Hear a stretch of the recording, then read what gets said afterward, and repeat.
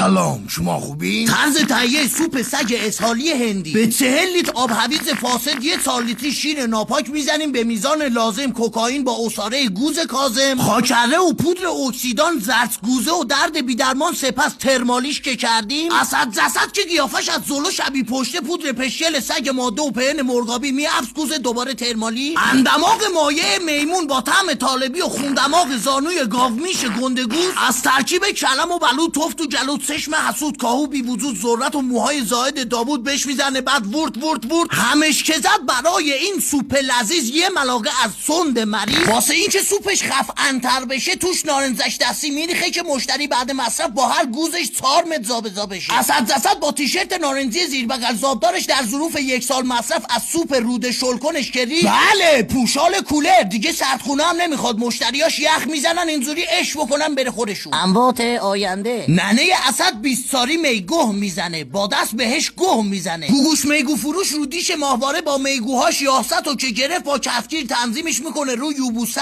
چشای داداش به کسی چیزی نجیدا، چون اسد دیشب تو خواب شاشیده، الان ننش حال احساسات ابرازات نداره، منو بگیره با دندون زر میده. شاید فکر کنید الان اونجا بوی عطر غذا پیچیده، نه خیر، این پرفیوز غذا درست کردنی انگار انداغ میکنه، اونجا الان بو فاضلاب میاد. لا خاش بری بمبئی، سگ بخورد بمبئی، زر بخوری بمبئی.